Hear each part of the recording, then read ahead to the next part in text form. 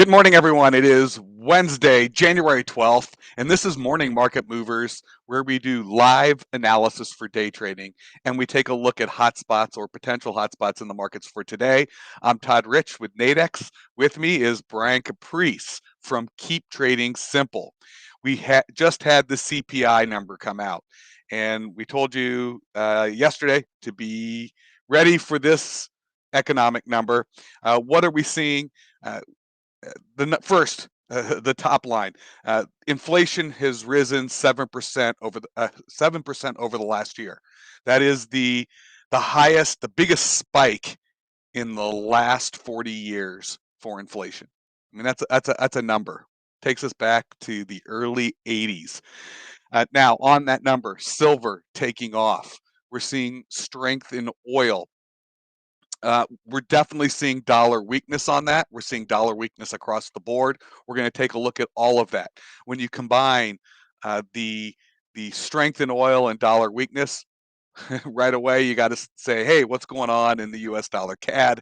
We're going to take a look at that, because not only is the dollar weak, the Canadian dollar is getting strength with oil higher. And then we'll take a peek at what's going on with the equities. They all seem to be fairly receptive to it. I think everyone was expecting a big number. Excuse me. Before Brian and I jump into it, I do need to share this disclaimer that trading involves risk. It may not be appropriate for everyone. That any trading decisions you make are solely your responsibility and at your own risk. And this is an educational session. Please do not construe anything Brian or I say as a buy or sell recommendation. We are doing this for your education. So before I flip it over to you, Brian, I was just going to take a quick, we can see, oh, look, silver is actually starting to retrace a little bit, but you can see how silver is certainly took a little bit of a jump there. In fact, you can see silver, I'm going to do this. Silver has been trying to climb out of the hole it dug out of the beginning of the year.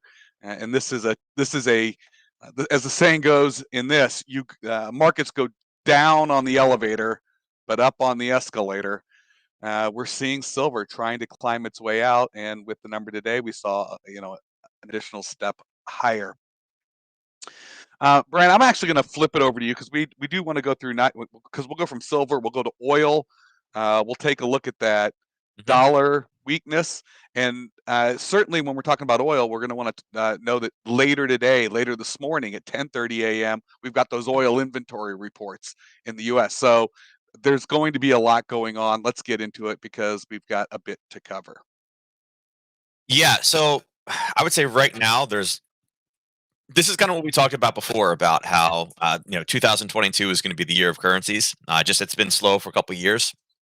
In the last 24 hours, there's some major movement that's been happening. A lot of it is centered around the dollar, between what Powell testified and said yesterday and then the CPI today, as well as what other central banks have said in the last 24 hours. So if you listened to Powell and heard the testimony yesterday, it was rather weak. It was kind of like, yeah, we'll raise it if we see it, it's on track. And it was kind of like, what does this mean? Like, this is really, really weak. And the dollar had some crazy moving off of it. Today's CPI, and we mentioned, that this is really kind of where the buck stops. Like, you can say whatever you believe, but the data is the data. Not that this is not in today's day and age that the science matters anymore, but this is, when you're looking at CPI, not only was the forecast higher for CPI, but core. Remember, the evil empire inside of inflation right now is supposed to be gasoline and energy prices, right? Well, core removes food and energy from that equation. That shows that it is not only, it's not less than what it was, it's actually increasing and getting worse. And this was something we mentioned yesterday, is more people are going back. And again, we're not locking down. This is kind of the big factor. Again, what did you say, Todd? We're at 40-year highs now? 40-year high. Yeah, that 7% spike. I think it's last time we saw that was 82.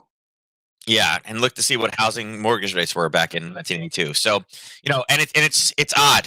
With Powell mentioning yesterday that we're basically now in a low rate environment, permanently. I mean, it's one of those things. It's either we're going to get used to hyperinflation, which again, all the big guys out there said this was going to happen. Here's the reality of it. Now, the dollar is going down, and there's a couple of reasons why it could be doing that. I would say that the largest one out there, and again, Pound, we talked about the pound strength coming in again, but you can say versus the euro, versus the yen, versus the Swiss, versus the CAD. The CAD is really the outlier right now, and there's a couple things. Yesterday, I mentioned that I expected the CAD to be the next central bank really to start moving. With oil going the way that it is, they're not stupid. They know that they make a lot more money with oil. Their economy is going to be able to absorb more of the kind of negative kind of results of raising interest rates. And again, that's why this dollar CAD has really gone crazy. Here's a statement a little while ago that talked about the RBC says the Bank of Canada needs to hike rates rapidly and multiple times.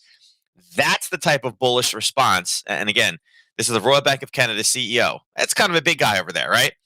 When they say those things, that's when you start to see movement. And we knew that it was coming. Another one of the big headlines out there, which also could probably be affecting the dollar a little bit, is this. China locks down its third city, raising affected to 20 million. Now, you may say, what does this have to do with the dollar? Well, they have obviously a different culture than we have.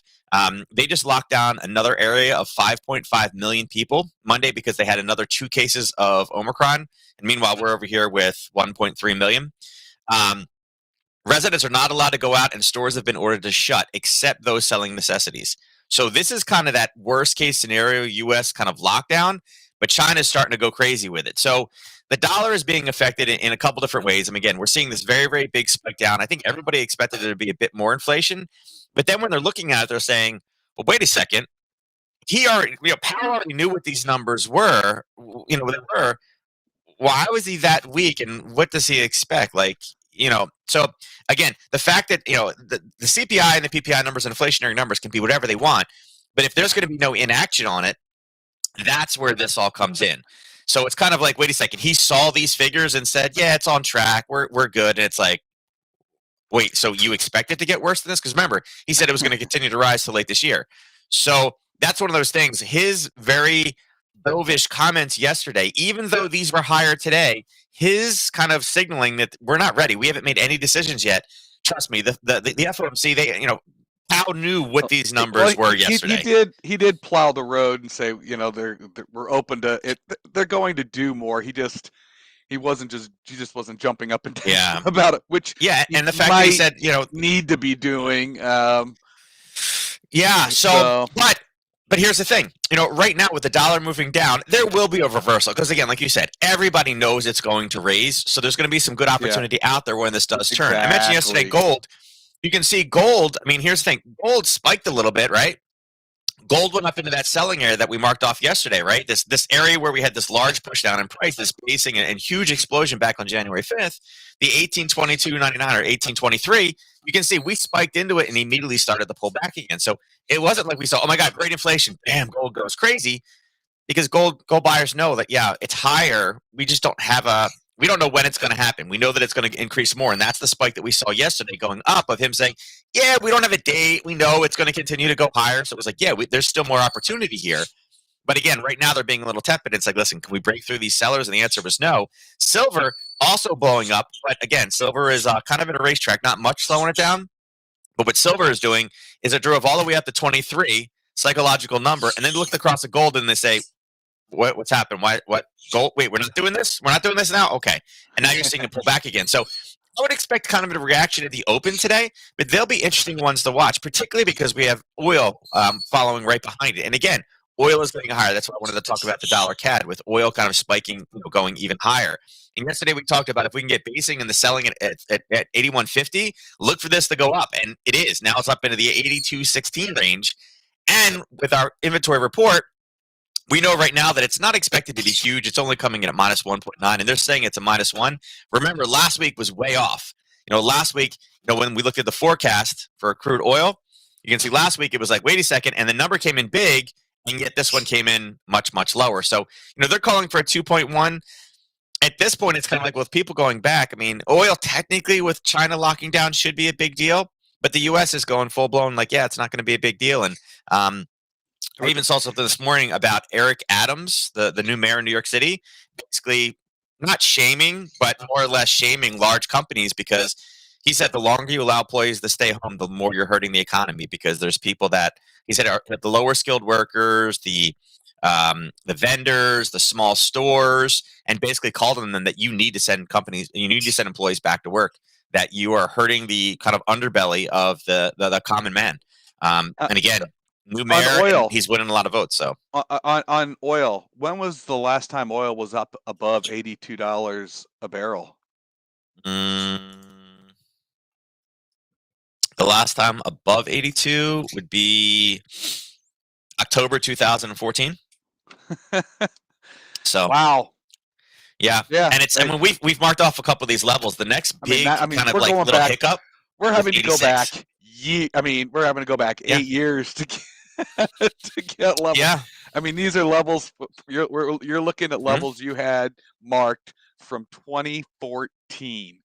Hmm. I mean, that's where And we're really, having to there's go not to on a the chart. and Now, again on a weekly basis, we don't have anything really really strong a large time frame weekly basis till $91. yeah, like So so, yeah. Now come all the way back to the current day. hmm Yeah, I was just trying to figure out, what can we be looking at here? That makes a yeah. little bit more sense based on. I mean, everything is different now. I mean, the whole Yeah, economic I mean, times what are I would different say too. is, again, we got to get through the opening print. So obviously, with everything going up, the interesting, like I said, I find this fascinating. Again, with core actually continuing to increase because that strips out the inflationary factor of energy prices. Now the question is, I mean, OPEC, we already know they're not going to increase it at all. Again, this is, a lot of times finding this number is literally like a little monkey throwing darts at a board because it tends to be all over the place.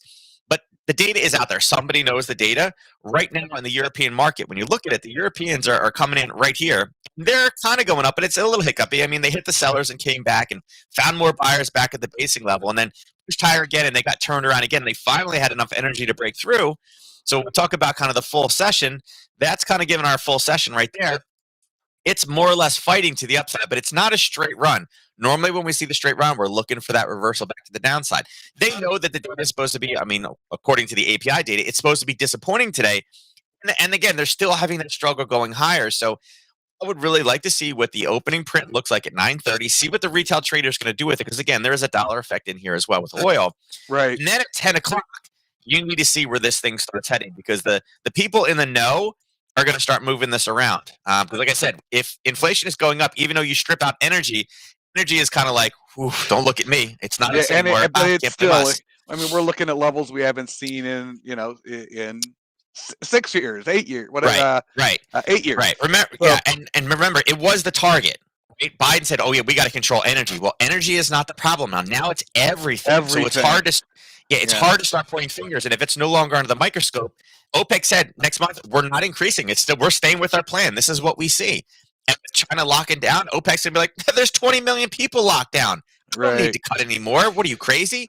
Because it's all profit for them. So I would say, I mean, I like how it's rallying right now. If we can get a pullback from 9:30 to 10:30, I think you guys got to go long. But again, remember, use the 35 and 1 method. Get in there and So see where the basing is and look for price to hold. that's at 10 a.m. Start looking at those 30-minute charts, Yeah, and at then 10. drop down to your 5-minute charts going into the Mhm. 10:30 announcement, and the announcement move to your 1-minute charts. One. But there's an opportunity there. 10:30 a.m. I dropped a link, so if you wanted to follow it, I'll drop another link in as well. Uh, so so you can be watching. You Hmm. could be watching what's going on going into that oil inventory number. Hmm. Now, we've talked about, we obviously saw silver taking off. We've seen oil trading higher. We know we've got a Hmm. weak dollar. Let's take a look at the US dollar CAD, and then we'll wrap things up by taking a look at what's going on in equities, because giving everyone a little time to digest the equities. But the Yeah, dollar I CAD mean, is getting the double whammy. yesterday we talked about we were in a level of basing buying at 25.70, and we saw that basing. And if we had any pullback, I mentioned yesterday, listen, I see this coming back down to 125 tomorrow, whether it be oil or whether it be CPI if we have a disappointment. And we had the standard Harry Potter trade in here. Um, Remember, we're always looking for areas of basing, and when we see it, and I'll pull this one back. This was a larger, it's something we've been talking about. But even on the near term, you can see that we had basing sitting right there. And again, guys, it's the standard Harry Potter. When you have basing and pulls away, the reason it didn't go down is because there was no buy, there was no sellers there left, and buyers were able to win that battle. It went up and grabbed where it should have, and then when it fought down and finally broke through that level, that old becomes new, and there was a little hiccup in there. So again, it's a red, green, red confirmation down using an old level. Now we're shooting for 125. I'll tell you right now, 125 is a big target, is a big psychological number, particularly for the dollar CAD. as we're seeing this CAD strength, continue. Right now, remember, CAD is taking an aggressive approach. I would say, again, it's a little bit late to get into it now, but there will be a reversal today because, again, the U.S. market tends not to like the weak dollar. They tend to like the strong dollar. So seeing kind of where this space is, there will be probably a bouncing point. And like I said, this is a big area here of buyers that we're kind of dealing with. So, as much as I like this one, I would say probably a little bit more conservative down here. Yeah, it's right around that target point. Let's bring this across. It's right around the target. So I would say 125 is really where I'd be looking for a bounce. It's trying to base right now again because the news is absorbed in. But I would like to see it come down. I'd like to get a little confirmation. So the same way we had this confirmation here, I'd like to see the confirmation come up top. And kind of reverse. And I think that's going to be across the board. As I said, technically this should be strong dollar on a purely just today, just CPI. This is a strong dollar tone. There's so much more going on. Yeah, it was the weakness yesterday. But, again, part of what we're seeing today also helps set us up for tomorrow morning because remember, tomorrow we have another big one as well. We have the PPI number, right? And this is the price of finished goods and services, and we all know this.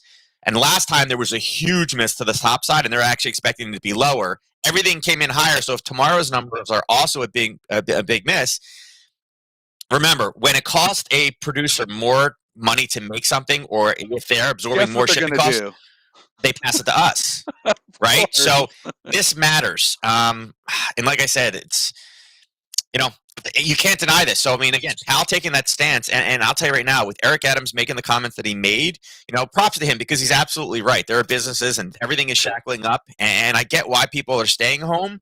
But again, he's really going out and becoming like a voice for, the common man and seeing if we're going to be spending twice as much and this is rising, you're going to have really a Democratic mayor and state start attacking the president. And basically, like, you're killing our country. Right. They're going to have to do something about inflation. Just action. Yeah, action. So tomorrow's another big opportunity. March, June, SEP, and DECE is what Goldman was calling for. I would be very surprised if we didn't see something happen in March. And the question then to me really is what you've been saying is, and not just 25 basis. Yeah. They might do 50 on the first. Do 50 on the first just to give it something to think about. They might not. That might be too aggressive. They might do 50 on the next. Who knows? But they're going to have to do something at some point. All right. Before we wrap it up today, let's just take a quick peek and run through. Let's look at the S&P and Nasdaq because the Nasdaq seems to be the one that's benefiting the most at the moment. S&P and then the Dow. Yeah, I mean, VIX is down again. We're down 2.3%, or 2.39% in the VIX right now. We mentioned it yesterday. Every time that one of these large news events comes off, it'll drop, and it has. We had the big drop, then we had the Powell. Okay, that's it. We're not right. Okay, great. And we're seeing that kind of evaporate even more today. ES for the most part, it's continuing to rise. You can see that it keeps bouncing, and it spent a bunch of time at the 4,700. It came back down and used it, and then took off, and now we're at the 47.25 mark. We're in a racetrack on the left side. So if the market looks like this and say, hey, that's not as bad as what we thought, or it's great, but Powell's not going to do anything about it, we have the ability to get up to that 47.75, almost up to like the 47.80 time today. Really, up until we get to this level, we don't have a lot of sellers. So you can see, although there's a psychological level in there and there's an old level that we kind of had as a target, there's not a lot really holding us back today. I mean, in reality, it should drop. But right now, the response is, we knew it was going to be there. Everybody expected this data, and Powell said we're not doing anything. They have no timeline about when they want to raise. That is all positive. NQ absolutely is loving it. It's doing the same thing. You can see that we had that level there yesterday. It spent a lot of time basing. It came up, touched 15,900, came back down, used those buyers back down here at 15,800. Now we're going for 16,000. 16,000, big number. News will be all over that, and you can see we are also in kind of a racetrack. There's a little hiccup up here at 16,123, right up there. But you can see we got a lot of room. 16,000, yeah. Yeah, we got a lot of room to run. YM, same thing. We're bouncing off levels. We hit this one. We came back down, grabbed it again. I mean, again, this is all in the overnight. Look at this. Hit it. Used it. Those charts all look very similar, by the way. They're all the same. And then Russell's the same thing. Russell's coming up to a 50%. So I think, big thing is you can see that Apple continuing to grind up. Apple is also going to help it. There's not a lot of sellers in Apple. Tesla, kind of the same thing. We're in that level. But again, 1, 2, 3. This is hit number 4. this is where we break on the other side of it. We have this entire level. So Tesla also looks like it's a great, another way to propel NQ higher today. So wouldn't be surprised. And like I said, if you're looking at purely fundamentals, that number today should have this, but it's the inaction of the Fed that is like, whatever. We expected this. We knew that it was going to be bigger. And again, we'll see what oil does today. Oil will also help us equation. All right. So there we go. We went a little longer today, but I think we had more to discuss today. With that, any questions for Nadex, please email us, customerservice@nadex.com. Whether it's about our markets, the products, the platform, your account, anything, we're here to help.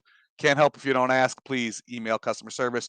Brian is available, support at keeptradingsimple.com. If you'd like to hear something particular, you like what you're getting, you want to get a little bit more, any feedback on how we're doing on these morning market mover sessions, please email me, todd.rich@ig.com. I'm accessible as well. Brian and I would like to put ourselves out there, help everyone any way we can. Again, what we were talking about today, we've obviously that massive inflation spike.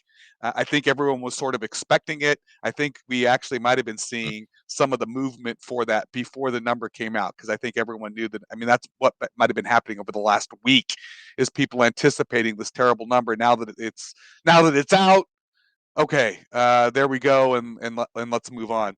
But we do have that oil inventory report at 10:30 a.m. So be sure to be looking at that.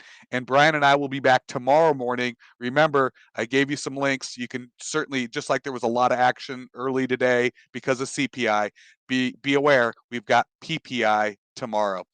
Thanks for joining, everyone. Appreciate everyone coming. Hopefully you're getting a lot out of these sessions. Brian and I will be back tomorrow morning. Good luck in the markets.